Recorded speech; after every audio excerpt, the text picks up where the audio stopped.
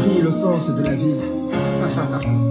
On ne vit pas au présent mais au futur, car en fait le rêve détermine ce que nous devons être. Je le sais.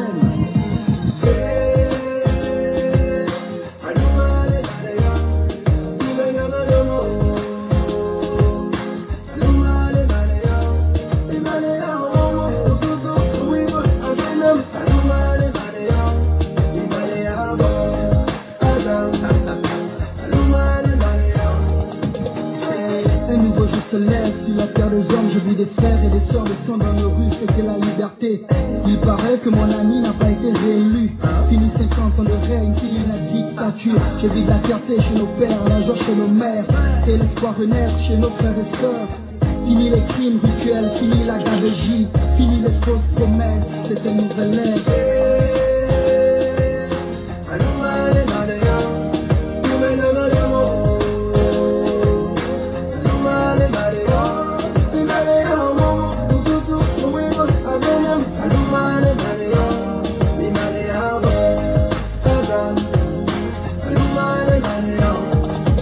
La justice, oui, telle est la devise. Une pensée à tous ceux qui se sont battus pour ce pays, à tous nos martyrs, aux vrais opposants politiques, à l'ensemble des Gabonais qui ont l'amour de la patrie. Désormais c'est notre histoire, on réécrira les pages, oui. On est tous un, tous au niveau des parts. Que tu sois d'ici ou enfin venu d'ailleurs, aime ce pays et serre-le avec le cœur. Je le sais.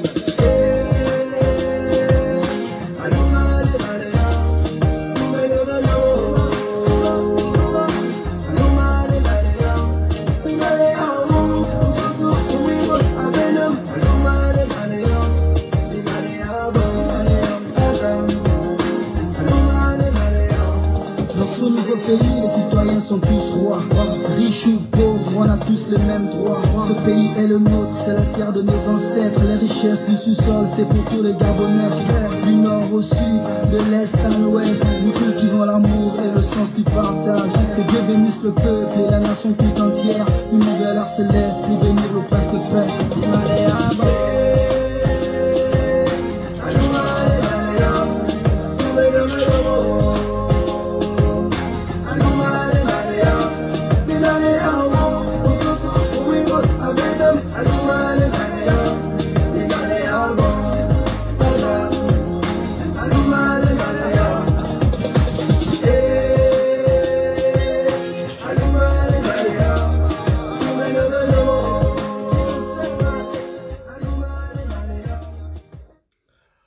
Bonjour à tous, merci de me recevoir chez vous. J'espère que vous portez à merveille. Moi ça va, hein? Grâce à Dieu, tout va bien en dépit des difficultés de la vie. Vous avez suivi l'actualité internationale hier, l'actualité africaine notamment, avec la chute du despote de la Guinée-Conakry, Alpha Condé. Vous vous souvenez, j'avais fait une vidéo contre ces despotes. Je l'avais même prévenu des risques de ces débordements. Et voilà, hier, ça s'est réalisé. Il a été éjecté de son piédestal par l'armée qui a pris ses responsabilités. Ce qui est arrivé hier, c'est un ordre qui est établi, un nouvel ordre qui est en train d'être établi en Afrique. Ça arrivera partout où il y a des despotes qui se croient invincibles. Vous savez qu'il y a une sorte de partage du continent africain. Il y a des grandes puissances qui sont derrière. Et il y a donc des despotes qui ne vont pas entrer dans ce nouvel ordre. Ils vont donc être balayés. Ali Bongo fait partie de ceux qui vont être balayés, je vous le dis déjà. Ali Bongo partira comme Alpha Condé. Voilà, Ali Bongo partira comme Alpha Condé. Je vous l'avais déjà dit. J'avais déjà prévenu Alpha Condé et vous voyez qu'hier, il est tombé. C'est dommage parce que c'est quelqu'un que je connaissais très bien, avec qui j'avais de bons rapports quand j'étais Africain numéro 1. De temps en temps, je lui accordais des interviews. Je le faisais passer parce qu'en Guinée, la Guinée de Lassana Conté, il était difficile de s'exprimer dans les médias là-bas. Donc, Africa numéro 1, c'était le tam-tam de l'Afrique. Et je lui accordais beaucoup d'interviews souvent. pour le faire passer dans nos éditions d'information pour taper sur Lansana Conté, qui était aussi un grand dictateur et qui est mort à la suite des graves ennuis de santé. On pensait que ce type allait faire mieux. On pensait qu'il allait faire mieux que son prédécesseur parce que après pratiquement près de 30 ans de combat, 30 ans de combat, il disait qu'il allait être un démocrate. Et je me souviens d'une interview qu'il a accordée à la presse nationale et internationale où il disait qu'il n'allait pas triturer la Constitution, qu'il n'allait pas modifier la Constitution pour un troisième mandat. Mais il n'a rien respecté. Il n'a rien respecté. Il est donc venu là pour faire comme ses prédécesseurs, alors que c'est quelqu'un qui a tout connu. Il avait été condamné à mort pratiquement par son prédécesseur. Il a été gracié après. Bon, il est venu au pouvoir, mais il n'a rien changé. Au contraire, il a fait comme les autres. Torturer les journalistes. Vous vous souvenez, j'avais parlé de ces collègues-là, qu'il a envoyé en prison au motif que le collègue l'aurait insulté et tout. Or, c'était juste un moyen pour lui de bâillonner pratiquement la presse. Et vous vous souvenez de ces manifestations au stade, à Conakry, où ces gendarmes, enfin ces milices, ont mis des pieux dans les sexes des femmes. Et ça fait partie des choses qui m'ont choqué, qui ont fait que je le déteste. Parce que un démocrate, quelqu'un qui a été en exil, en plus un intellectuel, parce que c'est un professeur quand même. Donc quelqu'un qui a eu un bon parcours, poser les actes qu'il a posés, ça méritait bien cet acte. C'est pourquoi moi je suis de ceux qui encouragent les coups d'État pour enlever les dictateurs. Puisqu'ils ne partent pas par voie électorale. Vous voulez qu'on fasse quoi? Je vous dis souvent que lorsqu'un serpent s'enroule autour d'une calebasse, il n'y a pas d'autre moyen que de casser la calebasse. Lorsqu'un serpent s'enroule autour d'une calebasse, il n'y a pas d'autre moyen que de casser la calebasse. Les gens vous diront, oui, les coups d'État sont révolus, mais que font les puissances internationales? Il ne faut pas écouter la communauté internationale qui est souvent là en train de condamner, mais elle fait quoi?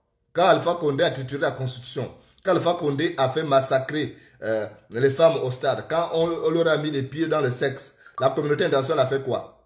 Elle aurait pu agir. Elle n'a pas agi. Maintenant, lorsqu'il y a un coup d'État pour chasser un despote comme ça, et vous voyez cette communauté hypocrite qui vient, il ne faut pas les suivre.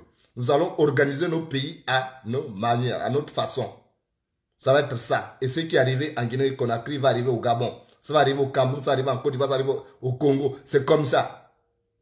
Donc personne ne restera là. Les gens qui se croient invincibles là, ils n'ont qu'à commencer à faire leur bagage. Ali Bongo partira comme ça. Vous avez eu un type comme Mobutu qui pensait qu'il n'allait pas partir. Mobutu est où aujourd'hui? Voilà. Vous avez vu Ben Ali. Ben Ali disait qu'il n'allait pas partir. Mais Ben Ali est où aujourd'hui? Vous avez eu de Hosni Moubarak. Avant eux, il y a eu des Boukassa et compagnie. Des gens qui pensaient qu'ils avaient le droit de vivre des morts sur les autres. Mais ils sont où aujourd'hui? Donc Ali Bongo partira comme Alpha Condé. Il faut qu'il se prépare. Il faut que sa famille se prépare déjà. Je crois qu'il a acheté déjà des maisons à l'extérieur. Il a acheté 2 maisons. À Combessé, ils ont acheté 2 maisons aux Émirats Arabes Unis. C'est bien. Qu'il se prépare parce que la cupidité va faire en sorte qu'il perde le pouvoir. Moi, si j'étais Ali Bongo, avec les ennuis de santé, je me serais consacré à ma vie de famille. Au lieu d'être là, à assumer des charges qui ne vont plus avec mon état de santé. Donc, les gens qui disent souvent que non, ça n'arrive qu'aux autres. Ils n'ont qu'à continuer. Moi, je vous dis souvent que si le diable commence à danser à la cour du voisin, il finit par arriver à ta cour. Ça, c'est une leçon qu'il faut retenir. Personne. Il y a des gens qui pensaient que non, il ne peut pas perdre le pouvoir. On a eu des gens comme l'autre despote qui avait perdu l'élection, Yaya Jammeh. Vous avez Yaya Jammeh qui avait pensé qu'à un moment donné que le pouvoir c'était sa propriété. Yaya Jammeh, il a même financé une candidature de l'opposition, mais c'est l'opposant qui l'a financé là pour faire le jeu, qui a remporté l'élection. Et quand il a refusé de partir, c'est là où on a vu l'Union africaine. Mais cette Union africaine hypocrite qui a vu les choses au Gabon, parce qu'Ali Bongo a massacré les Gabonais en 2016, déjà en 2009 et puis en 2016. Cette fameuse, ce machin de l'Union africaine là n'a rien foutu. Donc, on ne doit pas suivre ça. Si quelqu'un a la possibilité de dégager Ali Bongo comme les militaires l'ont fait là-bas, il faut le faire. La France et les autres finiront par s'aligner derrière. C'est comme ça. N'attendons pas de ces États-là qu'ils nous aident. Jamais. Ils ne feront pas. Déjà, vous savez qu'en Afrique, il y a une solidarité des dictateurs. En Afrique, il y a une solidarité des dictateurs. Il y a une association de dictateurs qui se soutiennent. Vous avez vu qu'ils n'ont pas condamné ce qu'Ali Bongo a fait massacrer parce que tous opèrent de la même façon. Lorsqu'il y a une élection, on coupe Internet, on fait tout, on met tout le monde sur écoute et celui qui boude, bouge pour la prison. Ça s'est passé partout. Donc, à partir de ce moment-là, il n'y a plus à compter sur les gens comme ça. Nous-mêmes, on doit s'organiser. Pourquoi à chaque fois, je vous lance souvent un appel pour dire attention, le Gabon, la libération du Gabon est notre affaire. C'est d'abord l'affaire des Gabonais. On peut avoir des partenaires à l'étranger, mais c'est d'abord nous-mêmes. On ne doit pas croiser les bras parce qu'Ali Bongo ne partira pas par nos simples prières. Non, non, non, non. Je vous dis souvent que l'acacia ne tombe pas à la volonté d'une chèvre maigre qui convoite ses fruits.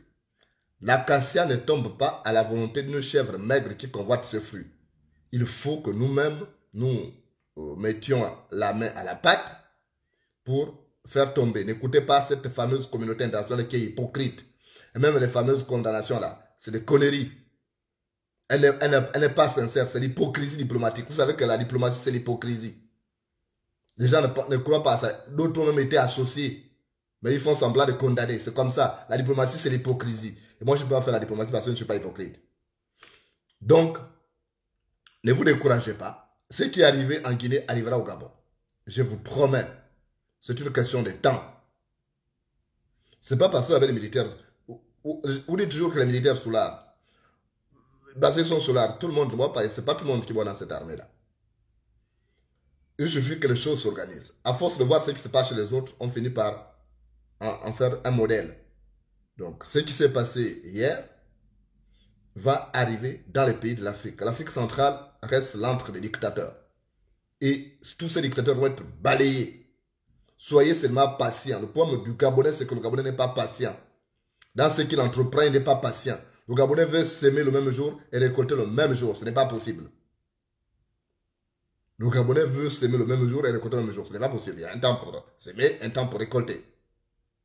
Donc, c'est ça. Nous devons continuer notre travail. Il ne faut pas vous décourager parce que vous voyez les gens qui repartent là-bas. Vous avez vu les Tchadiens. Les Tchadiens avaient déjà perdu espoir. Les Tchadiens avaient déjà perdu espoir. Lorsque Idriss Déby a commencé à faire, pour faire peur, il a fait massacrer même la mère de son opposant. Il pensait que ça allait décourager les gens. Les gens ont pris peur. On dit, ah, il a commencé à tuer les parents de ses adversaires. Donc, on va laisser. Et il est passé. Mais après, qu'est-ce qui s'est passé? Il a reçu une balle au front.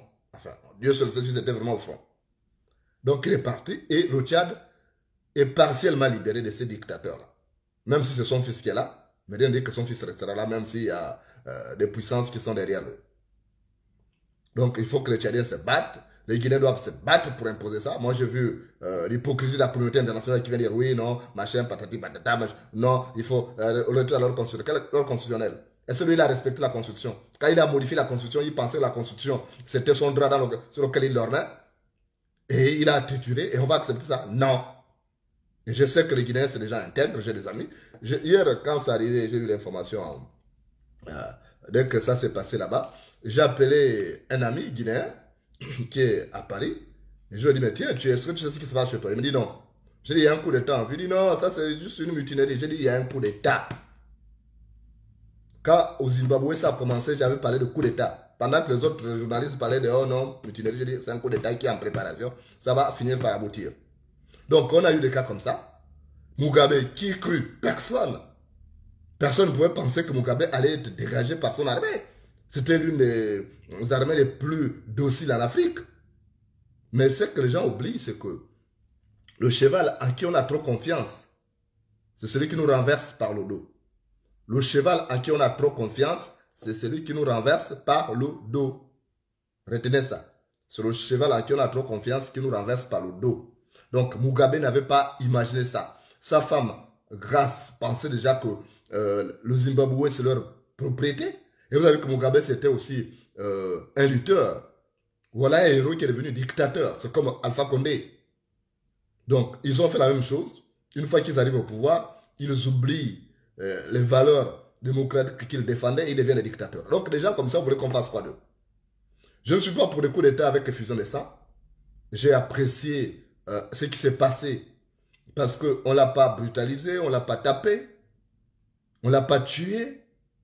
Et ce sont des humains, personne ne mérite la mort. Donc, si cela doit arriver au Gabon, et puisque ça arrivera, je demande déjà aux gens de ne pas tuer Ali Bongo. Ali Bongo doit être là. Il faut qu'il voit comment on va développer le pays demain. Un après-midi, on peut le mettre derrière même un pick-up. On le balade dans la ville pour qu'il voit comment la ville aura changé. Et quand il passera devant la présidente de la République, il dit, oh, je connais l'endroit là, c'est là où j'ai travaillé. Il dira ça. Donc, il ne faut pas le tuer. Il faut donner l'occasion même à son pire ennemi de voir ce que vous êtes devenu. Donc, c'est ça. Donc, ce qui va dire, ça arrivera au Gabon, ne vous en faites pas, ne perdez pas espoir.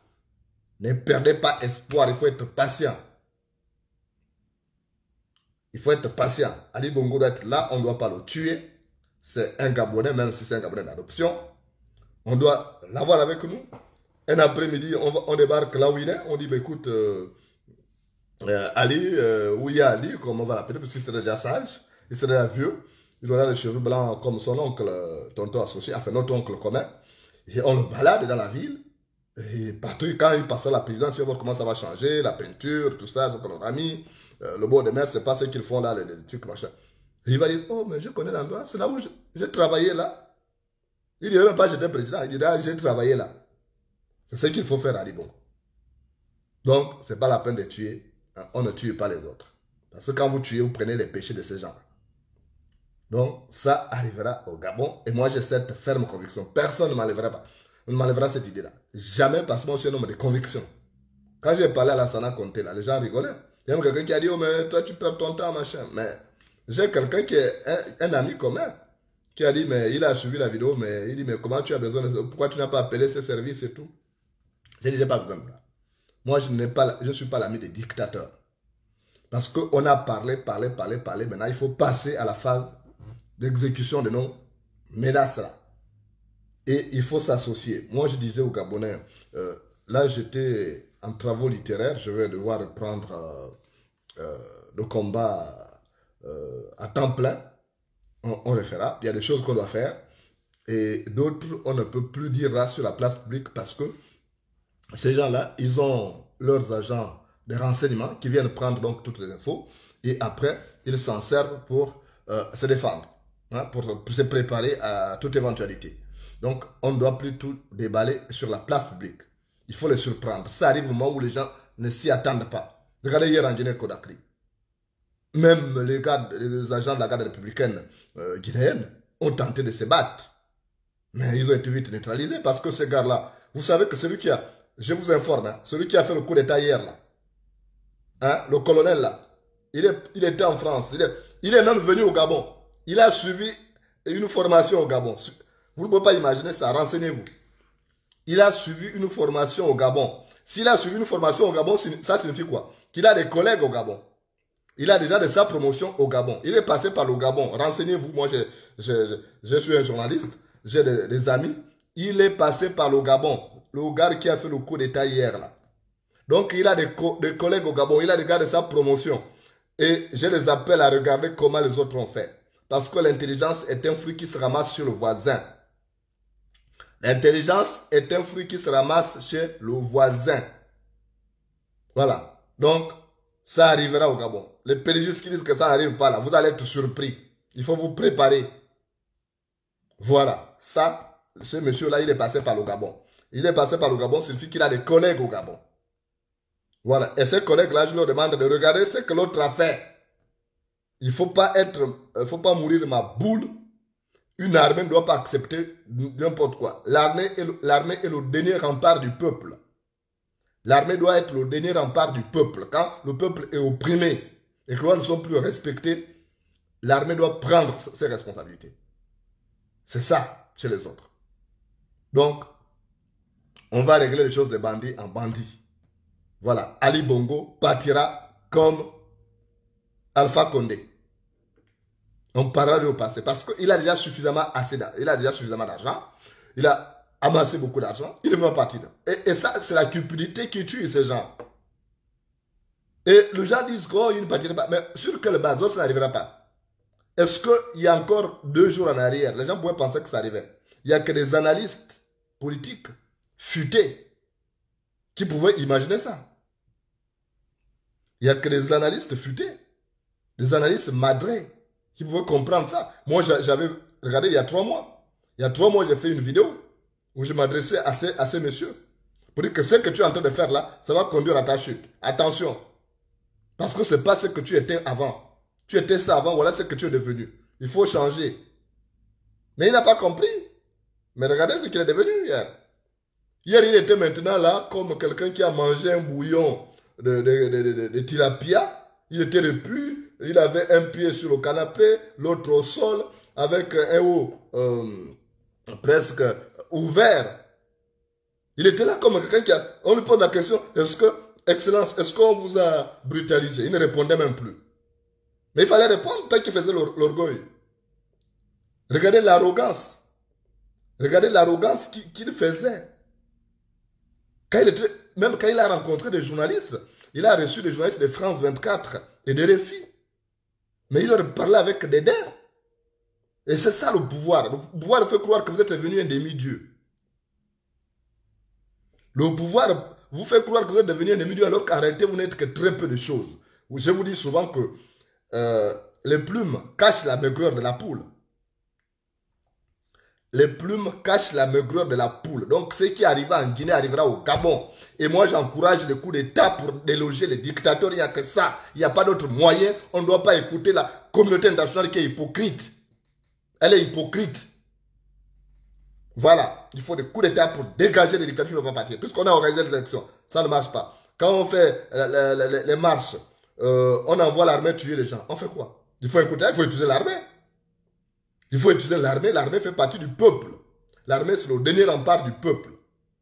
Vous savez vous-même que l'aigle avait été percé à l'aide d'une flèche faite à base de sa plume. L'aigle avait été percé à l'aide d'une flèche faite à base de sa plume. Donc, il n'y a que l'armée là. Il faut trouver quelqu'un dans le sillage d'Ali Bongo. Même s'il prend des mercenaires russes et autres, ils ne pourront rien faire. Là, Lassana Conté, vous allez me dire qu'il n'avait pas de gens autour de lui. Il avait des gens de confiance, mais ils ont été neutralisés. Au contraire, moi je dis même à ces petits gars de la garde républicaine que quand ça va péter, il ne faut pas chercher à défendre Ali. Vous allez mourir pour rien.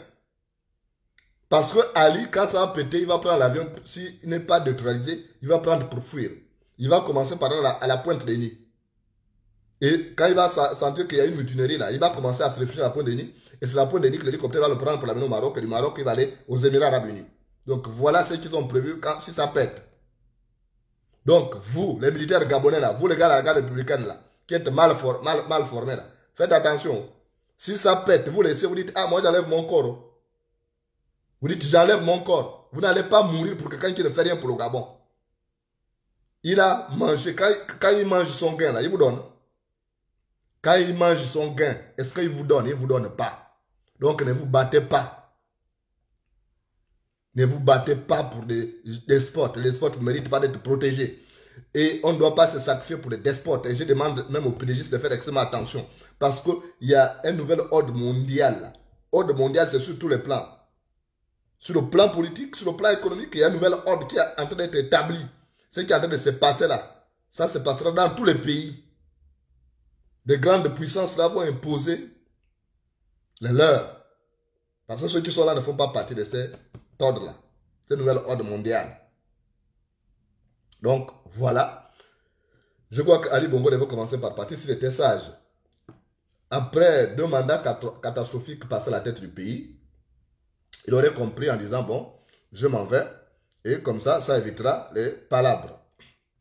Il part tranquillement, on oubliera tout ce qu'il aura fait de mal.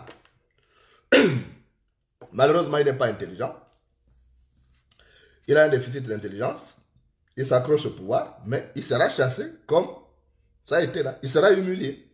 Ça ne m'étonne pas parce que la poule voit la porte, mais elle préfère sortir par la fenêtre.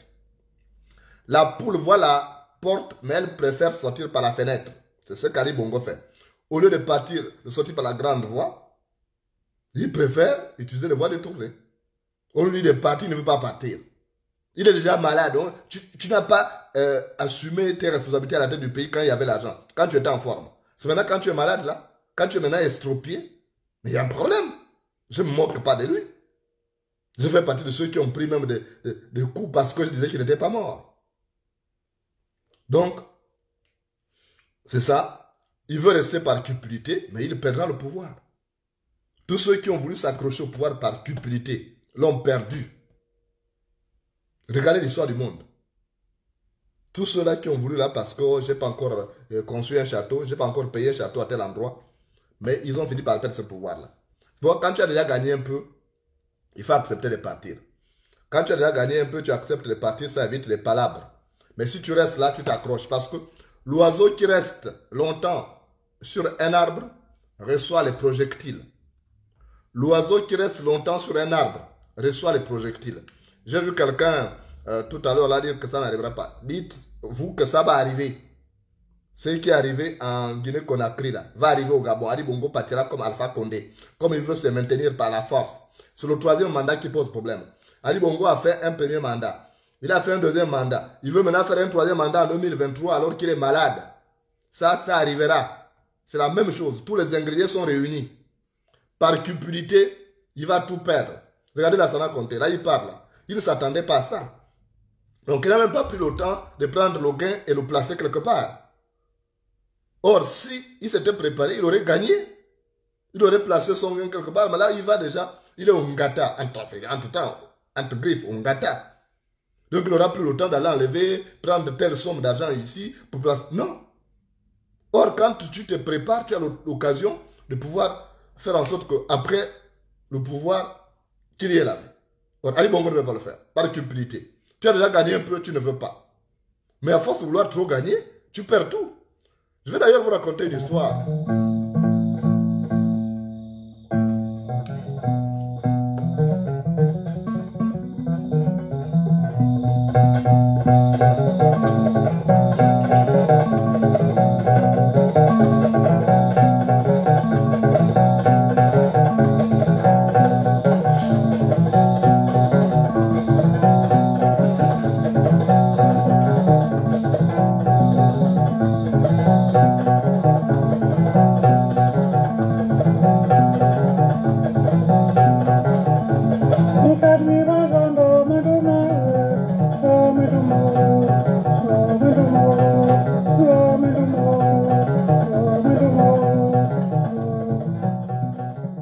Dans un village, il y avait un homme. Cet homme s'appelait Mumbina. Il avait son ami et cousin Yitieringila. Et au plus fort de la galère, ils avaient décidé d'aller chercher du travail. Parce qu'ils avaient appris que dans les contreforts de leur région, il y avait des sociétés forestières qui employaient des gens. Ils ne savaient pas exactement la position géographique de ces sociétés. Mais ils se sont dit, en allant en déplacement, ils pourraient tomber sur l'adresse exacte de ces sociétés. C'est comme ça qu'un beau matin, à l'heure où la brise caressait encore les toits des cases, ils se sont mis en route pour aller chercher du travail. Ils ont marché longtemps et ils n'ont pas trouvé de repères. Et pendant que la nuit tombait déjà, la nuit était même déjà tombée, ils ont entendu des bruits de son, le bruit de la musique. Et ils ont vu de la lumière au sommet d'une colline. Et ils se sont approchés de ces domiciles-là, qui paraissaient royales.